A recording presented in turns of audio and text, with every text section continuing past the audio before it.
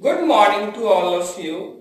जैसा कि आप सारे लोग जानते हैं, अशोकानंद सर आप लोगों के समक्ष अनेकों ज्ञानवर्धक और प्रेरणादायक वीडियो लेकर आते रहे हैं, क्योंकि इनका जीवन का लक्ष्य ही है जो इनके नाम में ही निहित है। अशोकानंदा फिलैंथ्रोपिस्ट युवाओं के बीच एक सशक्त और प्रेरणादायक व्यक्तित्व बनना। तो चलिए इसी क्रम में एक शैक्षणिक और प्रेरणादायक व्यक्तित्व होने के नाते एक नवीन वीडियो उन सारे विद्यार्थियों के लिए प्रस्तुत है जो विद्यार्थीगण प्रतियोगिता परीक्षाओं की तैयारी करते हैं। चलिए बिना विलंब किए हुए वीडियो का प्रारंभ करते हैं। देखिए, टुडे थर्सडे 11 February 2021। जैसे है सिनोनिम प्रैक्टिस सेट 1। अब सिनोनिम को कुछ लोग साइनोनिम बोलते हैं, जो कि बिल्कुल ही गलत है। चलिए थोड़ा सा आगे हम लोग चलते हैं। इसका मेनली कनेक्शन जो है वो एसएससी से है, और सिनोनिम का अर्थ होता है पर्यायवाची शब्द। हालांकि विभिन्न प्रकार के एग्जाम में ये अवश्य ही अपनी महत्ता रखते हैं, क्योंकि वर्ड्स तो कहीं भी आ सकते हैं ना, तो हर जगह इन सारे शब्दों की महत्ता है। देखिए, directions in each of the given questions, out of the 4 alternatives, choose the one which best expresses the meaning of the given word। निम्नलिखित प्रश्नों में 4 विकल्पों में से सर्वोत्तम विकल्प को चुनिए जो सर्वाधिक उचित रूप से अर्थ को व्यक्त करता हो। देखिए, सिनोनिम का अर्थ ये नहीं होता है कि हूबहू वही। सिनोनिम का जो एक्चुअल अर्थ होता है वो होता है दिए गए शब्दों में से कौन सबसे नजदीक।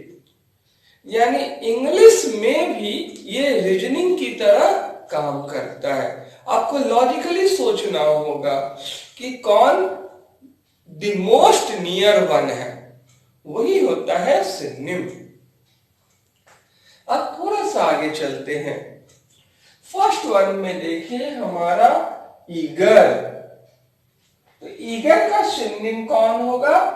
ए clever, B enthusiastic, C curious, D devoted. तो हम लोगों ने देखा कि A clever, B enthusiastic, C curious, D devoted. अब देखिए, बहुत सारे विद्यार्थीगण डिवोटेड बोलते हैं, क्योंकि लेटर ई देखकर डिवोटेड बोलते हैं, जो कि होता नहीं है। अगर आप में से किसी को फोनेम्स की जानकारी है, उन्होंने फोनेटिक्स को पढ़ा है, तो फोनेम अर्थात वर्ण के आधार पे आप कह सकते हैं कि यहाँ पर ए ना होकर ई होगा, इसीलिए ये डिवोटेड ना होकर डिवोटेड होगा। चलिए आगे चलते हैं। तो इसका आंसर जानते हैं क्या होगा?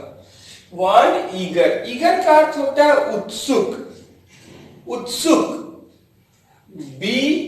इसी का ए में देखेंगे क्लेवर, चालाक, और बी एंथुजियास्टिक का अर्थ होता है उमंगी। याद रखिएगा कि एंथुजियास्टिक उमंगी जो है ये होता है कोई पढ़ा लिखा इंसान अगर अच्छा कर्म कर रहा है और बुरे चीजों को त्यागते हुए होशो हवास में वो अगर अंदर से एनर्जाइज है तो उसको कहते हैं एंथुजियास्टिक।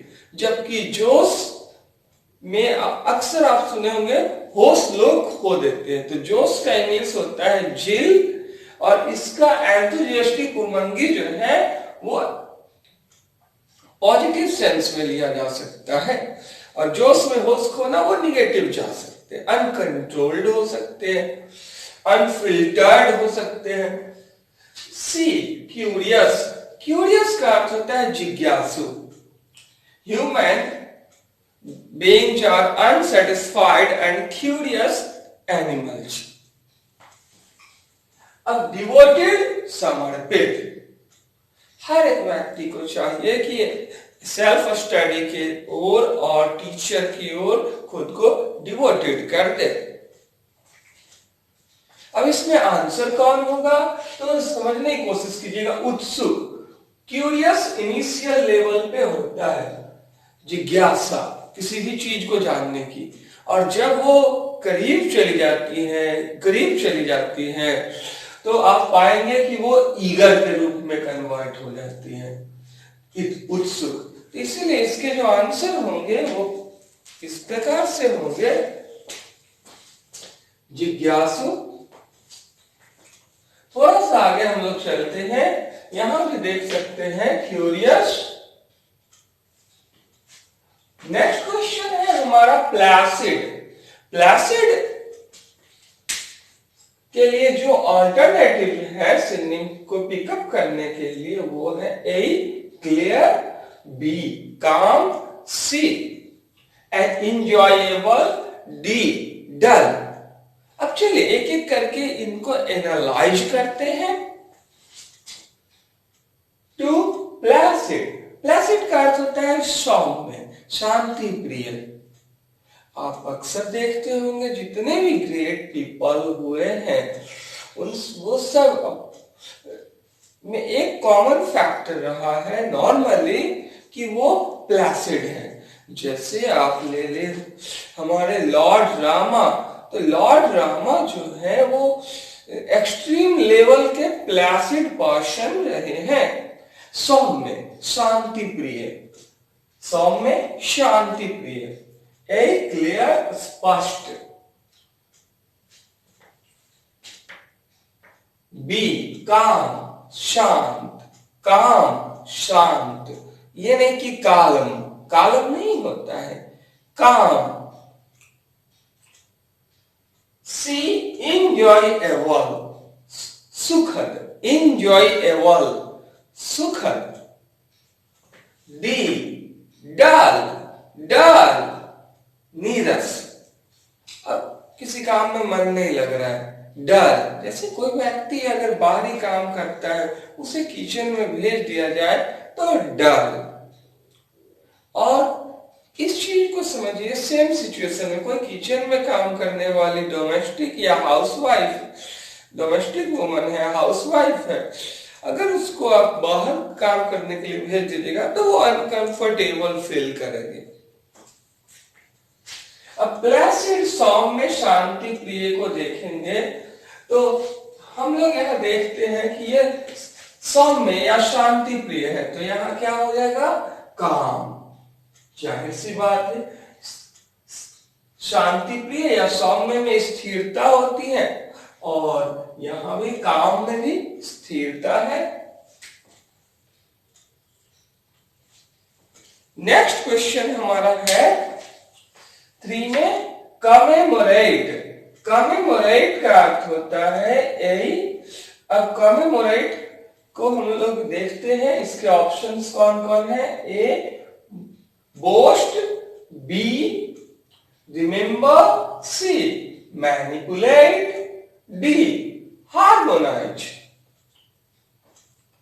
अब इसके एक्सप्लेनेशन देखते हैं हम लोग, फिर भी सिलेक्शन होगा।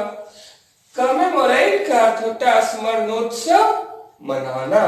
तो स्मरणोत्सव मनाना का अर्थ क्या होता है, जैसे भगत सिंह है, सुभाष चंद्र बोस है, महात्मा गांधी है या विवेकानंद जी हैं, ये सारे लोग बहुत सारे अच्छे काम करके हम लोगों के लिए गए हैं।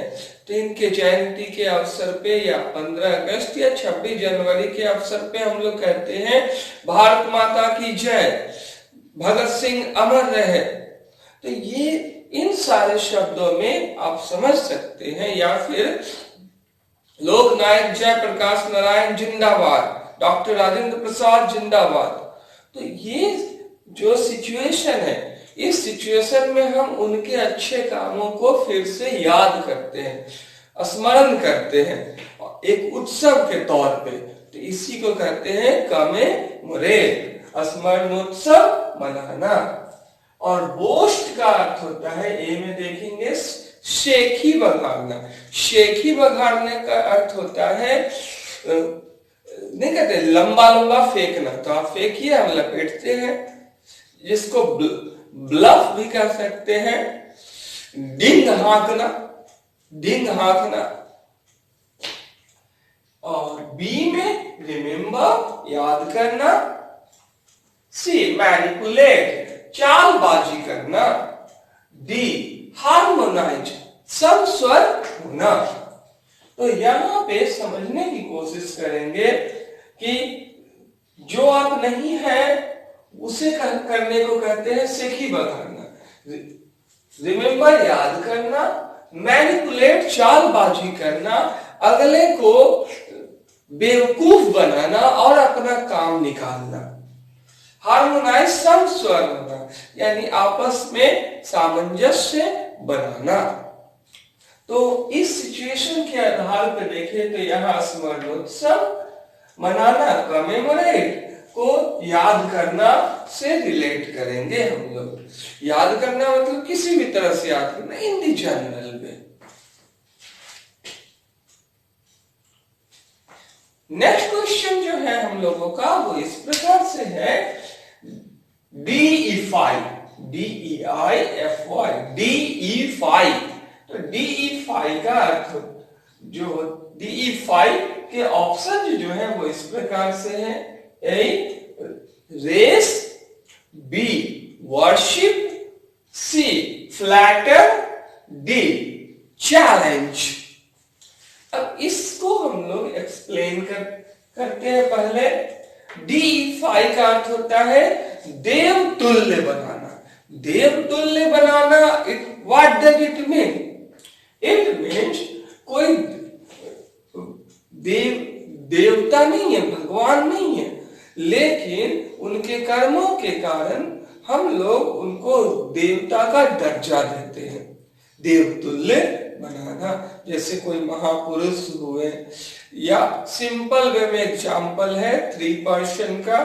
एक तो है आपके टीचर सबसे पहले, फिर उसके बाद माँ, और तीसरे जो है वो फादर। ये तीनों जो है अपने कर्म से हम लोगों के लिए देव तुल्य होते, देवता के समान तुलना में होते हैं। वास्तव में देवता नहीं है, क्योंकि देवता लोग अमर होते हैं। देव तुल्य बनाना यानी क्या करना? देवता की पूजा की जाती है, इनकी भी पूजा की जाएगी। ए रेस, रेस का अर्थ होता है दौड़ लगाना। अक्सर हम लोग बहुत सारी चीजों को इंग्लिश में ही अपना लिए, हिंदी नहीं जानते। रेस लगाओगे, ऐसे ही बोलते। बी वर्शिप, पूजा करना। सी फ्लैटर, खुशामद करना। अब किसी से काम निकालना है तो कुछ लोगों की आदत होती है, जब उनमें टैलेंट नहीं होता है तो वो जी हुजूरी करते हैं, चापलूसी करते हैं, जिसको कि इंग्लिश में फ्लैटर कहा जा सकता है। एक्चुअल टर्म के रूप में फ्लैटर का जो हिंदी होगा वो खुशामद करना होगा। डी में चैलेंज, चुनौती देना, चुनौती देना। तो याद रखिए कि सोल्जर लोग जो हैं वो भारत माँ के लिए किसी भी प्रकार की चुनौती दे सकते हैं और ले सकते हैं।